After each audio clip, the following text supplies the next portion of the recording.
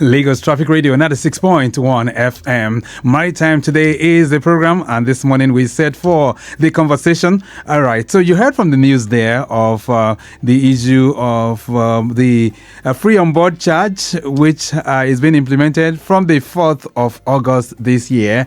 And people who are practitioners in this industry are asking questions, right? Those who are direct stakeholders have been asking questions of the multiple effect this charge will have on the industry, especially those in the manufacturing sector. And this morning, we're going to be speaking with a major stakeholder who will be letting us in on what we need to do at this time. Well, we understand that the Nigeria Customs Service is really bent on implementing this free on board charge. Earlier on in the year, it was suspended, but now implementation seems to be taking place. And joining me this morning, I have Dr. Kayode Farrington. He's a prominent stakeholder in this particular area of focus, and he's joining me on the phone line. Dr. Farrington, it's nice to have you. Good morning. Good morning. I'm delighted to hear your voice. Great. How are you? Very good. We're very happy to have you join us this morning. The free on board charge, which is part of the statutory taxes or perhaps tariffs from the customs, came into effect from the 4th of August. Talk to me. How's it been for those of you who are direct stakeholders? Yeah, well, before now, when it was hurriedly implemented, I'm one of those that said there was not enough sensitization.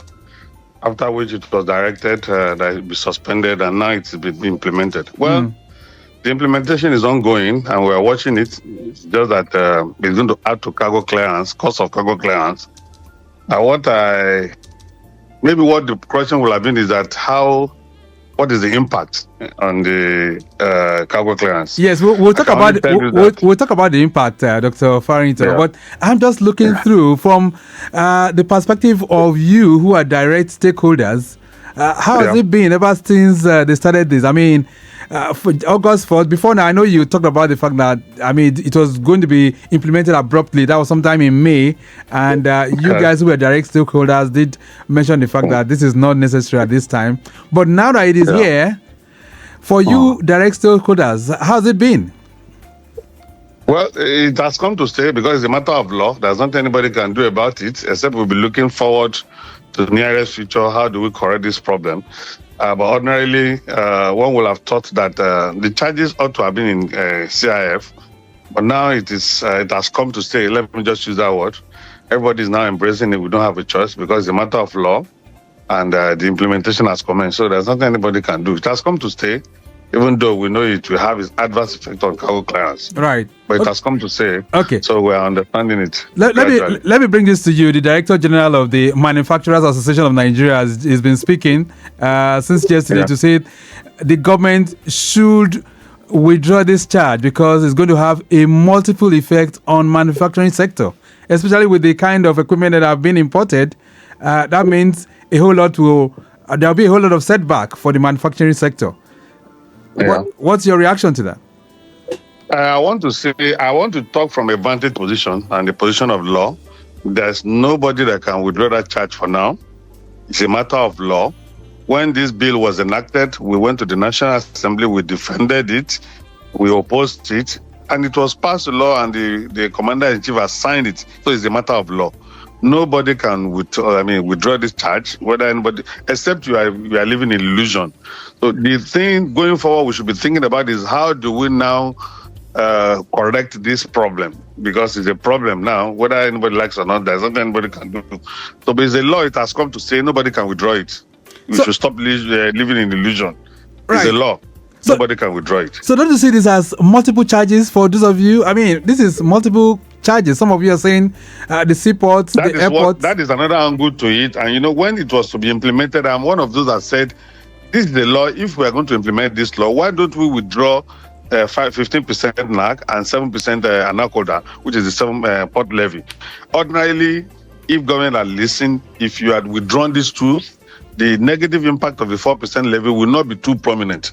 But now it has come to say what the industry stakeholders and freight forwarders and key stakeholders should be thinking about is how to convince government on to withdraw, maybe suspend the 15% levy on used vehicle and the issue of 1% what's it called, 7% port charges. Because these are charges that have not added value to cargo clearance, and these charges have been collected in the last 3 decades. What value have they added in the cost of cargo clearance, and who is actually using this money? So, going forward, government is talking about ameliorating the suffering of masses. What government should be thinking about now is let us withdraw the 7% port charges and the 15% on levy. If not, whether we like it or not, the prices of vehicles and commodities will continue to skyrocket. So let's talk about the impact now that this has had. August 4th, it all kicked off. And I'm hearing that we're having a backlog in terms of demurrage at most of the ports. Talk to me. What has been the impact for most of you are direct stakeholders? Well, I can only tell you that everybody wants to clear his or her cargo out of the port, and maybe some school of thought will say, let us see what happens in the nearest future, maybe a few months to come, while others who do not have choice and are importing raw materials will continue to import. So people will not leave their cargo in the port, except where there are other challenges that may make your cargo to maybe accumulate demurrage vis-a-vis the introduction of Bodogu. What I think radio traffic should do is to go and look at the implementation of Bodogu, whether it is going on well, one, and whether it is not adding to the hardship of the people, despite the fact that we have these charges that people will have to contend with. So, traffic radio, please, I'm giving you that assignment. Go and look at the implementation of Bodogu. Well, we have spoken. We have spoken to those who are directly on ground on this implementation.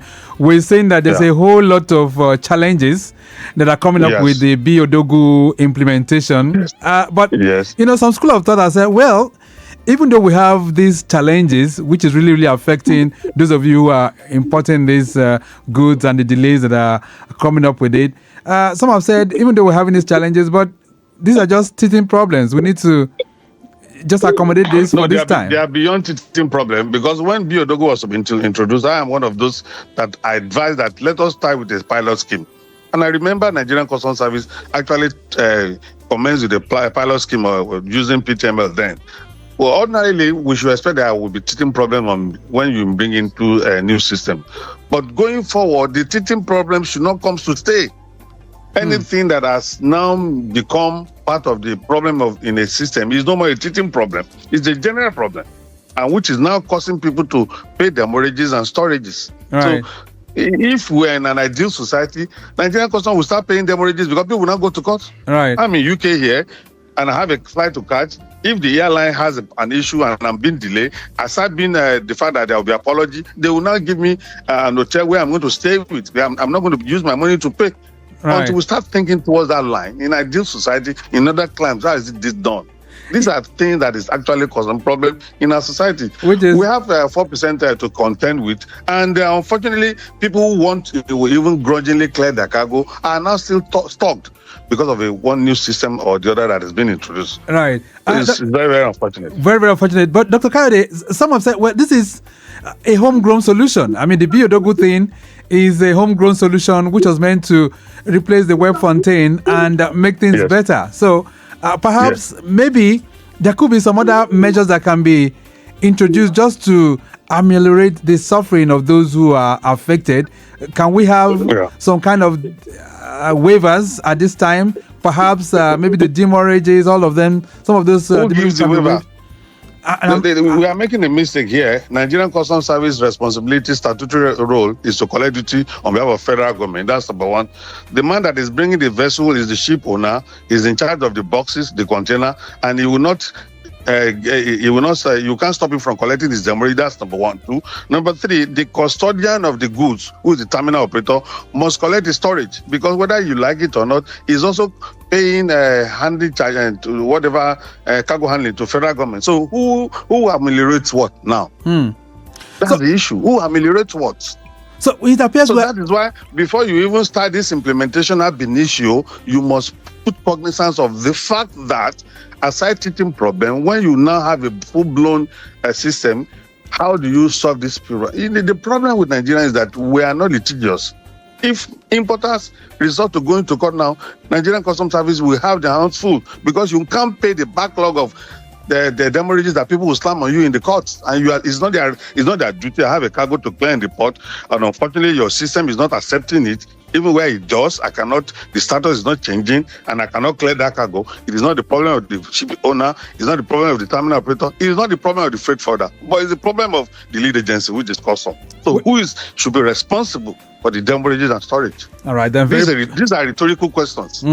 Pertinent question indeed. Dr. Kayode Farrington Collins is a CEO, Wealthy Honey Investment Nigeria Limited, and of course, former acting president of the Association of Nigerian Licensed Custom Agents, ANELCA. He's having a chat with me this morning.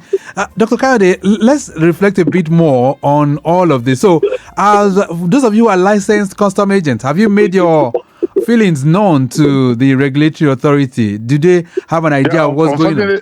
Unfortunately, as I talk to you now, I'm abroad. I'm in London on holiday, and I'm finishing my holiday maybe in the next 1 week. The leaders there should do that. There are other leaders of various associations, and I believe they've been doing that. But I just want to believe that the government, they have not really reached the normal platform that they should go to. Going to National Assembly may not be able to solve that problem now because of one thing or the other. But I think that there's a regulatory ministry, which is the Ministry of Finance, and there's a particular minister that regulates the act of Nigerian Customs Service. Right. The industry stakeholders and builders should forget about their personal aggrandizement and personal interest, come together in the interest of this profession, put up a position paper, and go and meet the Honorable Minister of Finance to look and see what people are going through in the industry, and we look at it how it is happening in other climes. Perhaps the minister will not call whether a tripartite meeting or an enlarged meeting of stakeholders, and we now profile solution. And the solution could be, in view of this society, let us hold on this, let this one be going. Meanwhile, we cannot stop the 4% of custom because it's a law. So how do we see that cost of cargo clearance is not increasing? But because whether we like it or not, we are continually losing cargoes on neighboring countries on a daily basis. Very, very true. I was speaking with the chairperson of the Shipping Lines Association of Nigeria last week, and she did lament on the diversion of cargo to neighboring ports and how Nigeria is losing a lot. And in prominent numbers. That is the height of it. Right. So now that we have this kind of situation, I mean, the free on board tax, the 4% that we're talking about now, Dr. Farrington, can't it be suspended until all other things are well implemented, even though we know it's in the law? Why everybody is dwelling on the issue of suspension or suspension? Let me give you a scenario. I looked at the Nigerian Customs Service when they were defending the 2025 bill. They had financial expenditure before the Senate, and they mentioned the issue of the fact that they suspended this charge May when they initially introduced it. And the question to the CGC of Customs then, who gave you the power to suspend it? They were unable to defend it. So the issue of suspension is out of it. We shouldn't be thinking about suspension. Can you abort a child that's already been born? It's not possible. The solution is that if that child has one problem or defect or other, how do you manage it? If it's an imbecile, how do you manage it? Right. If it's suffering from autism, how do you manage that child? This child has come to stay, whether anybody likes it or not, because it's a matter of law, and I don't deceive myself. But going forward, in the next 2-3 years, we have every right to say, okay, this particular act that has been implemented, maybe when the bill was hurriedly passed, there are people who put their interest, and unfortunately, this is what's happening. Let us see how that FOB cannot be changed to CIF. Right. To ameliorate the suffering of Nigerians. So going forward, maybe in the next 2 years, we cannot say, okay, we want to amend this particular section of this act. But that is a law. Nobody can suspend it. Right. Now, the ripple effect of this is going to be on the economy. Talk to me, Dr. Farrington. So definitely, it's going to be on the economy. So how? Number one, it's going to reduce the volume of cargoes and the volume of importation. And whether we like it or not, people will now start, and the people will not want to, okay, let us study how this law goes. The spiral effect of it, the multiplier effect of it in the economy is going to be seen, whether anybody likes it or not. There's no two ways about it. So people may want to look and see how this thing affects them, or if I want to bring in cargo now, These are extra costs. How will it affect? I'm clearing for one of my consignee Right. who said now there's an additional 3-4 million naira on his consignment per container. And that's very soon, doctor, you are on holiday. Maybe you extend your holiday because we want to suspend importation till next year to see what is happening. Wow. If one importer is telling me that, do you know the mindset of other importers? Quite unfortunate. And this is not going to help our economy. So let me ask very, you. Very unfortunate. So the very big question here is that the authorities, the regulatory authorities, is it to say that they're not aware of all of this, Dr. Farrington? Of course they are aware of it, but do not forget that Nigerian Customs Service is interested in implementing this because this is the only money now that they will now be using to pay their salaries and do any other charges, because they are going to be removing them from maybe how they are taking subvention from the federal government. So the issue of farmer way of sponsoring them or giving them funds is a thing of the past. In view of the fact that this is a law, it has come to say, so they will be sponsoring themselves. The issue of their salaries and what have you will be actually derived from this 4% charges. All right. And that's how it is. So as we round off the program this morning, Dr. Kayode Farrington, two major questions, and I'm just going to pose it out to you. You have a chance to speak with Mr. President this morning as it relates to these two. One is the B. Odogu implementation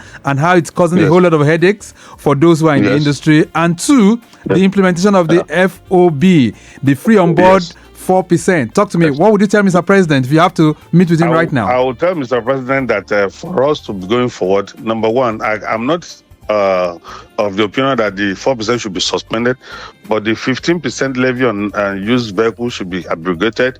The 7% levy on the duty, which is called 7% surcharge, should also be suspended. That is when you can now be talking of ameliorating the suffering of the people. That is one. The issue of the BODOGO, I would advise Mr. President that the committee should be set up to look at how Nigeria Customs are. I'm of the opinion that anything indigenous, I like it too much because I don't believe in giving our money to foreigners. But when you are talking about indigenous thing, how the negative impact of it on the economy and the fact that it's delaying cargo must be expressly addressed before we start losing our cargo in large numbers to neighboring countries. Do not forget, there are many unapproved routes where these non-conformists will bring in their cargoes to Nigeria, whether we like it or not. So government should be looking at how to assist Nigerian customers because the way it is now, the implementation, we have all seen that everybody is stuck. Nigerian Customs Service does not have any answer on this again. They keep postponing and promising that they will talk to the Shippers Council, and Shippers Council, it can only buy back but cannot buy it. And even if they can buy it, you cannot control me as a ship owner on what I'm going to charge on my cargo when I've already entered into an agreement. There's what we call agreement on shipment. All right. With the importer. Or the man that is in custody, the custodian of the goods, the terminal operator. Your goods is my terminal. And you're not saying because custom is unable to operate their this thing, I should suspend my storage. Where is that one done?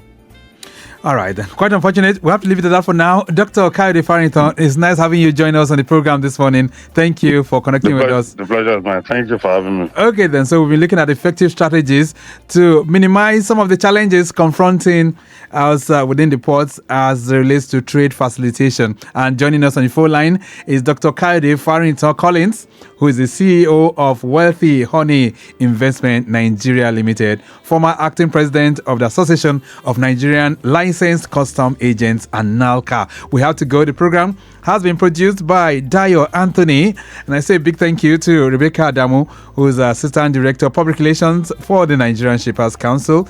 In the studios here, let me appreciate Remy Aluko and Okpeyemi Shodunke, not forgetting our executive producer, Tayo Akonle. You can connect with the Shippers Council on all their platforms at NG Shippers. My name is Victor Terry. Have a great day. Bye.